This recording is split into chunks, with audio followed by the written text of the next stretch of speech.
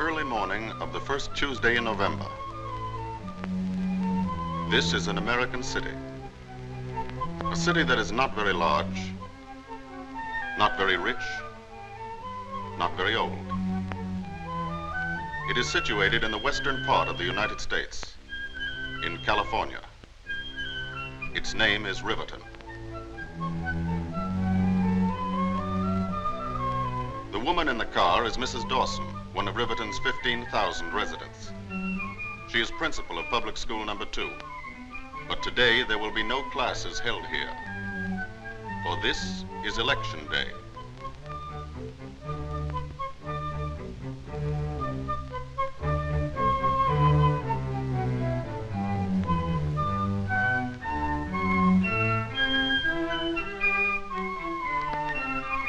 This classroom is one of the 130,000 places the country over in which American citizens are going to cast their votes today. This is the table where the voters' names will be checked. The locked ballot box and the polling booth. Here it is, in the privacy of this curtained space, that the American voters every 4 years, on the first Tuesday after the first Monday in November, choose their national government. Here come Mrs. Dawson's colleagues on the election board of Riverton's 7th precinct, each representing one of the major political parties. Mr. Schwartz is a Republican who works for the streetcar company. Mrs. Abernathy is a housewife and a Democrat. Mrs. Dawson is chairman. They've all known one another for years.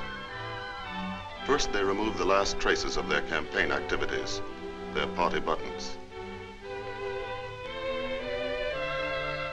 Then they take the oath. You swear to defend the Constitution of the United States of America and perform your duties as members of the election board to the best of your ability, so help you God. I do. I do. This makes them responsible for seeing that the voting here today takes place according to the laws of the land. And now the polls are open.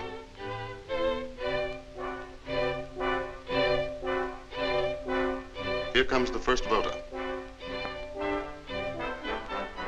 No wonder he's first. He's been up since 4 o'clock delivering milk. Oh, yeah. Good morning, everybody. Top line, you're the very first one. Right on the dot. Always like to vote early. Gives the Republicans a temporary lead. Here's your ballot, Bill. Thanks. Right in there.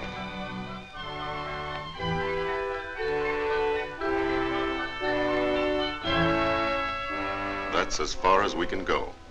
Remember, this is a secret vote. No one ever sees another person mark his ballot. However, if we did have miraculous powers, and if we were able just this once to follow Bill Johnson, this is what we'd see. He votes first for the chief executives, the President and Vice President of the United States. Next, he votes for a senator from his state, then a representative from his district.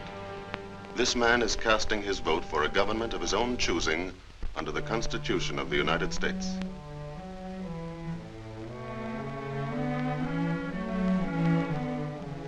This is the way it's set up. There are 3 branches of the United States government: the executive branch, or president, the legislative branch, or Congress, and the judicial branch, or Supreme Court. The duties of each branch are established in the Constitution. Let's see how they work. The president is the executive head of the nation. He initiates all important policies, such as treaties with other governments and the conduct of national affairs. He is the commander-in-chief of the Army and the Navy, an important consideration in a wartime election. The vice president is the president's legal successor.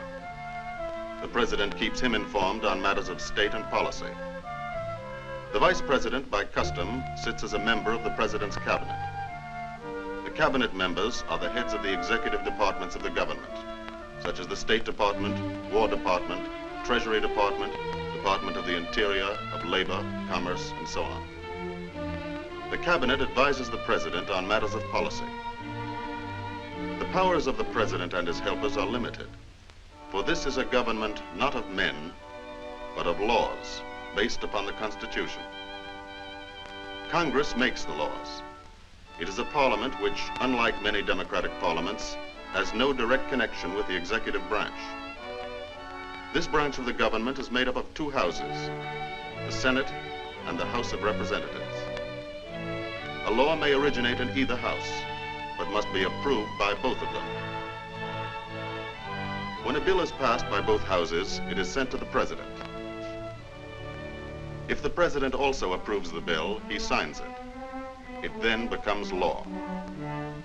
The president may veto a bill passed by the Congress. But Congress may still, by a two-thirds majority, make the bill law. Although the chief responsibility of Congress is that of making laws, certain other responsibilities are delegated to the two houses. In the Senate, or upper house as it is called, each of the 48 states in the nation is represented by 2 elected members, making a total membership of 96. Small states and large have equal representation in the Senate. The Senate has 2 important functions aside from its lawmaking duties: to pass on important presidential appointments and to approve or reject all treaties with other nations initiated by the president. When a treaty is under consideration, the members of the Senate express their opinions, either of approval or of disapproval, and then a vote is taken. If 2/3 of the Senate approves of the treaty, it is in effect. In the House of Representatives, or lower house, each of the 48 states is represented in proportion to its population. The more populous of the states have the greater number of members in the House of Representatives. All measures dealing with the appropriation of money for the nation's use originate and are controlled in the lower house. The money appropriated is turned over to the president for expenditure. And the president, with the aid of the cabinet, spends the money in the manner decided upon by the Congress, whether it be for purposes of peace or of war. Although the Congress of the United States makes the laws of the land, its powers are also limited by the Constitution. As a check on both executive and legislative branches of the government, there is a third branch, the judicial. The Supreme Court, whose members are appointed for life by the president. The Supreme Court protects the Constitution from violation by congressional laws or executive orders. The 3 branches, executive, legislative, and judicial, each with some power, none with all the power, check and balance each other in the manner intended by the framers of the Constitution, so that the ultimate power rests always in the hands of the voter, Bill Johnson. Having voted for a federal government, he must also choose a governor for his state, members of the state assembly, county judges, all the minor offices, and various legislative amendments. When Bill Johnson is finished, he has elected an entire government from top to bottom. That is, if a majority of the voters think the way he does about it.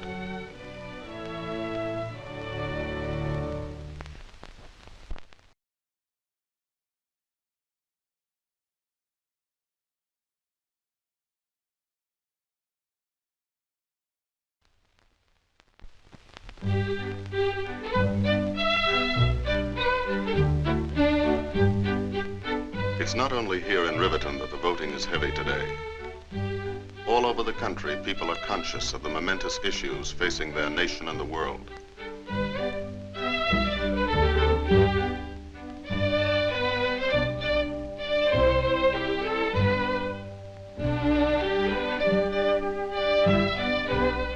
This is their way of expressing their conviction of how and by whom these issues should be met.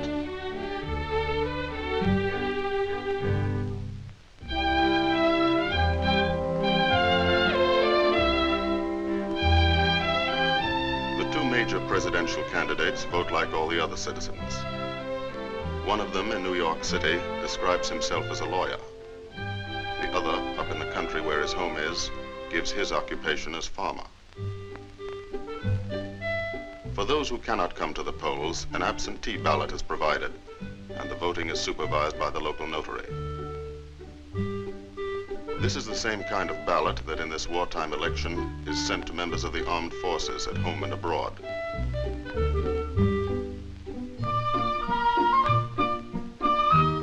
These ballots are returned to be counted in their respective states. Here in Riverton, the line grows longer. The citizens are following the constitutional provision that elections are held on schedule, rain or shine, panic or prosperity, peace or war. That chalk on his sleeve is part of yesterday's history lesson, when Mrs. Dawson reminded her pupils of two other memorable elections. In 1864, with the nation in the throes of a civil war, Abraham Lincoln, one of America's greatest presidents, was opposed in a bitter campaign by one of his own generals. The people chose to re-elect Mr. Lincoln.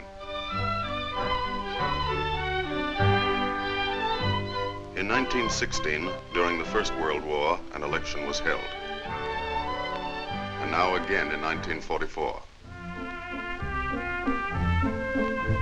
Early in the summer, nominating conventions are held.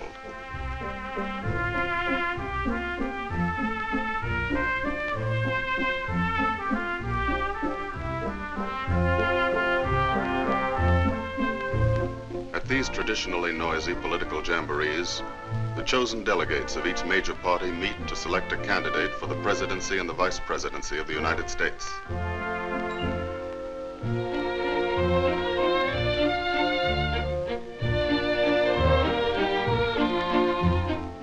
Now the candidates have been chosen.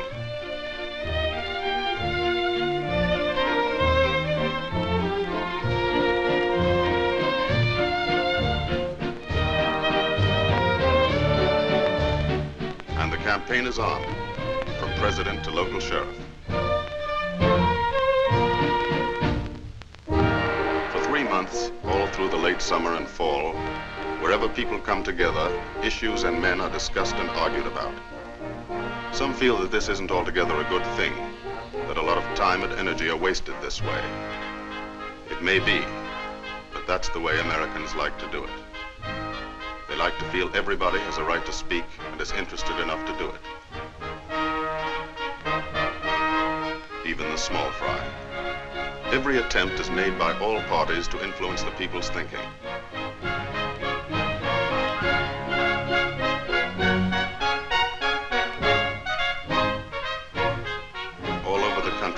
Week after week, 140 million citizens take part in the great debate.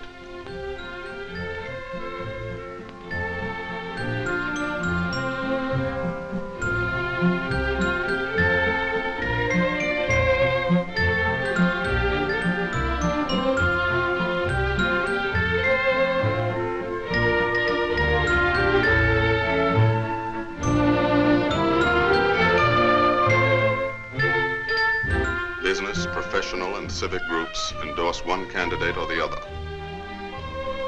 For the first time in American history, organized labor takes an active part in the campaign.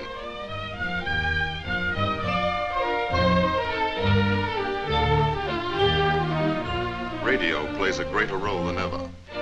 Time on the air is paid for by all parties and distributed evenly among them, giving the party in office no advantage over its opponents. It is estimated that in the last days of the 1944 campaign, 70 million Americans heard the speeches of the various candidates.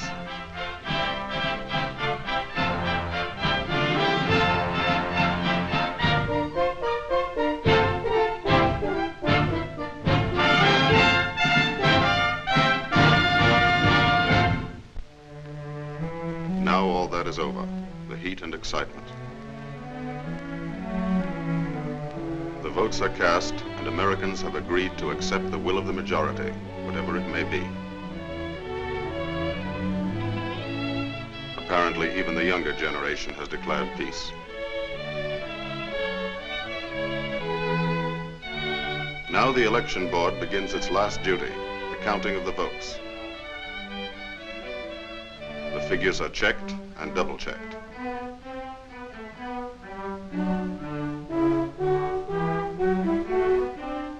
Then they are telephoned to headquarters.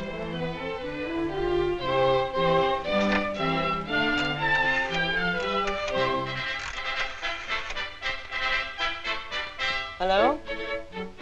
This is Mrs. Dawson, 7th Precinct. Ready to report. From coast to coast, precinct by precinct, city by city, state by state, the results are recorded.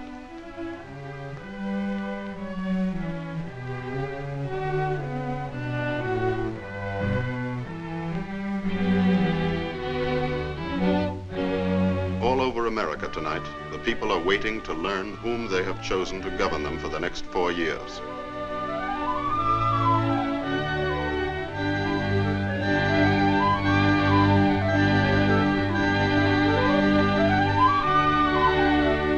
Towards midnight, the final results are announced.